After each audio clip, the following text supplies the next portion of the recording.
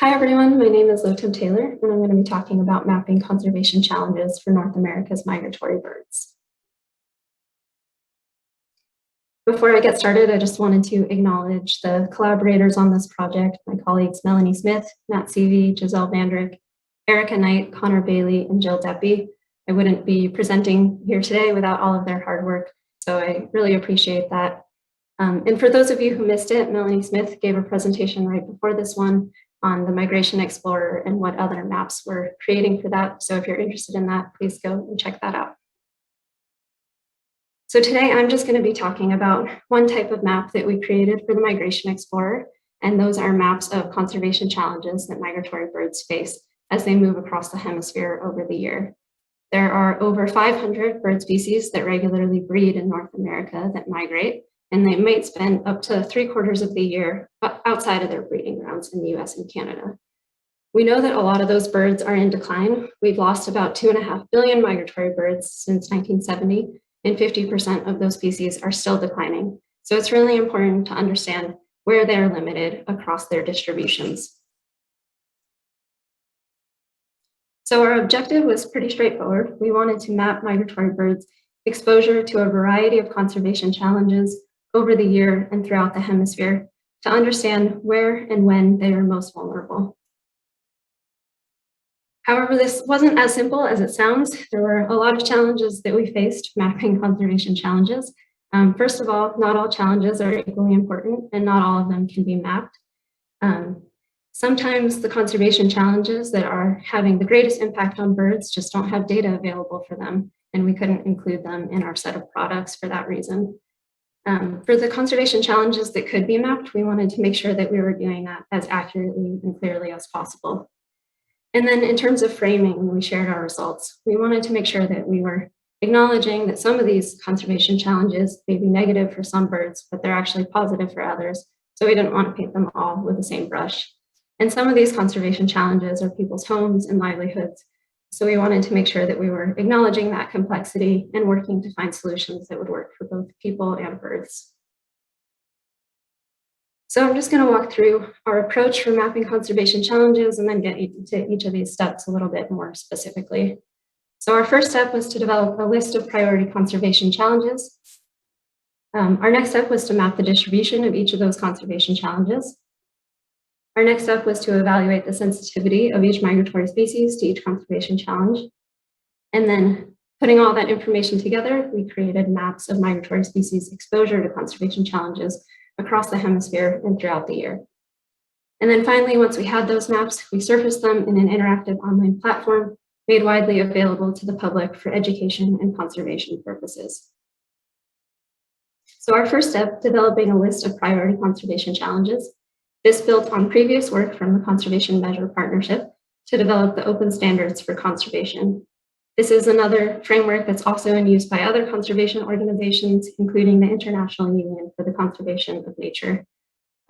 Importantly, the way that this framework defines conservation challenges are that they are the proximate human activities or processes that cause stresses, rather than the degraded conditions or symptoms that result from those activities.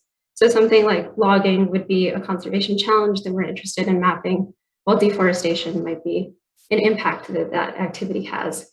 And we wanted to map the activities themselves to better get at the root causes of the issues rather than the symptoms that result from those causes. So the way that the Open Standards Framework groups threats is they've done it hierarchically. So it starts out with level 1, which is the broadest grouping of threats, and there are 11 of those in that category. Then moving on to level 2, there's a little bit more detail. It splits out those 11 categories into 43 more detailed categories. And level 3 is the finest level of detail that we mapped, and that includes 84 conservation challenges at the most detailed level. To prioritize those 84 conservation challenges, because we couldn't map them all, we looked at additional considerations from the Open Standards Framework. So we thought about exposure, or level of spatial overlap between the conservation challenge and the birds, really thinking about whether or not we could actually map that conservation challenge across the hemisphere. We also thought about sensitivity, or whether or not that conservation challenge is actually expected to cause damage to migratory birds, and only wanted to map the ones that would be expected to harm them. And then finally, we also thought about irreversibility, or the level of permanence of a conservation challenge, and thinking about whether or not we can do something about it. Because knowing where conservation challenges are that we can't really do anything about wouldn't be that useful. So as I mentioned, we started with those 84 level 3 conservation challenges. And through this filtering process, we ended up with just 17 prioritized conservation challenges, which ended up being 22 conservation challenge layers when considering that some of them were available at both current and future time steps. So our next step, which happened somewhat in parallel with that previous step, was to map the distribution of each conservation challenge. So for that, we looked at a variety of data sets. Fortunately, we already had a great data set for the species abundance layers that we wanted to use to map this. For that, we relied on eBird status and trends models, which were recently released by Cornell and mapped the relative abundance of hundreds of bird species at a 3-kilometer resolution across the hemisphere at weekly time steps. And those represent where the birds are currently found over the whole year. For conservation challenges, it wasn't that simple. There wasn't a single repository that contains all of these layers, but we looked for them from various sources, and we looked for layers that covered the distribution and intensity of a variety of human activities. Often their spatial resolution varied a bit, but we tried to get it to match the bird abundance data as best we could, or be better than that. In looking for hemispheric data, we often ended up with global data sets just to make sure that that full area was covered. In terms of temporal resolution, as I mentioned, we included both current and future distributions where they were available. But unlike the bird data, these threats only represent a single snapshot in time. So here's a GIF that my colleague Giselle Vandrick put together, mapping the distribution of some of the conservation challenges that we included in the platform. You can see that they are representing a variety of different activities, and they come from a variety of sources. And all of these were included in our effort.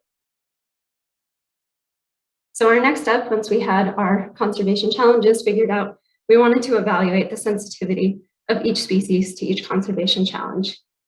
We did this for all the species that we mapped, but I'm just going to focus on one species here. This is our tailed flycatcher, which is Oklahoma's state bird, and looking at that in terms of urban development. So here's a picture of that species in Oklahoma City.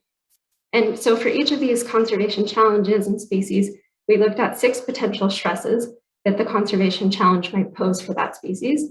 Things like direct mortality, reduction in habitat quantity, reduction in habitat quality, effects on prey and forage species, negative effects on reproduction or nesting. And for each of those stresses, we did a literature review to see how likely the challenge was to cause that stress. And if it was found to cause it, we gave it a score of 1. If there was some evidence that it might cause it, but it was kind of inconclusive, we gave it a score of 0.5. And then if there was no evidence that it caused it, we gave it a score of 0. And we lumped these into one score at the end. So any conservation challenge that might cause one of these stresses was given a score of 1 so that we could accurately pair together species and conservation challenges. We did this for our full list of 84 conservation challenges rather than our subset of 17 conservation challenges, so that if we went back and found additional data sets that we could map, we would have this information available. So once we had all of that data compiled, we could move on to the fun part, which was mapping species exposure to conservation challenges. We did this by creating bivariate maps. So one of those variables was species abundance, and then the other variable was proportion exposed, or how much co-occurrence there is between a conservation challenge and a species. So species abundance is really getting at the question of where are there more birds, while proportion exposed is really getting at the question of where are birds more exposed to a conservation challenge. We chose to represent species abundance by size with 5 classes based on 20% isoplus, and we chose to represent exposure by color with 5 classes based on the Open Standards framework. So I'll just get into a little bit more detail on what each of those class breaks look like. So for species abundance, as I mentioned, we used isoplus, and the way that works is that the total value of all the cells in the data set is split into equal value classes. So on the map here on our right, we're continuing with our example species. This is a tailed flycatcher, and here's a snapshot of its abundance at this time of year in mid-October. And you can see in the map, each of those size classes represents roughly the same total number of birds in the population. So most of the population is concentrated on the Gulf Coast of Mexico. The way the algorithm works is it starts with the highest value cells and sums them until it reaches a certain percentage of the total value. This is really well suited to mapping wildlife distributions where population density is often concentrated, as you can see in the map here. Next, we mapped proportion exposed. And as I mentioned, this was based on the open standards framework. They have class breaks defined for different levels of exposure. So at the highest level, the conservation challenge would be considered pervasive, with 71 to 100% of the population exposed. And you can see that in the dark red on the map, mostly in Central America. At the next highest level, the conservation challenge would be considered widespread, with 31 to 70% of the population exposed. At the medium level, the conservation challenge is more restricted, with only 11 to 30% of the population exposed. And at the low level, the distribution is very narrow, with 1 to 10% of the population exposed. And we chose to add in another class as well, where the conservation challenge is not present, so that we could still represent everywhere that the bird was located, even where they didn't overlap with any of the conservation challenges. So putting all of these maps together, we have species abundance on the left, and then in the center, exposure, and then on the far right, we have the bivariate map that combines these two variables. And you can see that even though in the exposure map, it looks like exposure is highest in Central America, it looks like when you put those two things together, that this species might actually be most vulnerable on the Gulf Coast of Mexico, where its abundance is pretty high and exposure is also pretty high. So we wanted to do this not only for one species and one conservation challenge at 1 week of the year, but we wanted to come up with a workflow where we could map all the possible combinations here. So I'll just walk through what our workflow included. Our first step was to threshold conservation challenge layers to delineate their footprint. We ran this in ArcGIS Pro to more clearly see what we were doing and where the threat was distributed before we applied a threshold. We then aligned those conservation challenge layers and species abundance layers.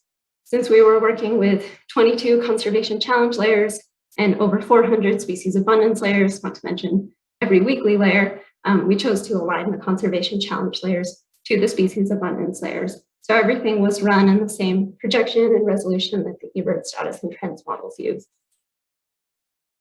Next, we worked on identifying where each conservation challenge and species distribution overlapped. And for this part of the process, we switched over to R to help automate everything and help us with data manipulation and transformation. So within each hexagon, we summarized total species abundance, which we then converted into an isoplex class and proportion of the population exposed, which we then converted into a class of exposure based on the open standards framework. And we ran that for every species, every week, and every conservation challenge at 2 summary scales, which ended up being over 1 million summaries. And then once we had all of those, we published them to ArcGIS Online and created filtered views based on species and conservation challenge pairings.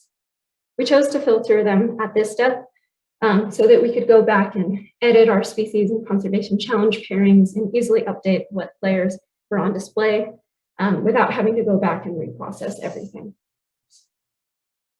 So here is one of those maps surfaced in the interactive online platform that we built. We're looking at the same species, this is our tailed flycatcher, and the same conservation challenge, suburban areas.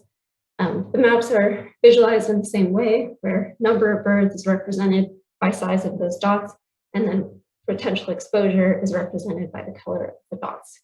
But now we see that we have data for more than just 1 week of the year. We're seeing full distribution over the year play out in the animation.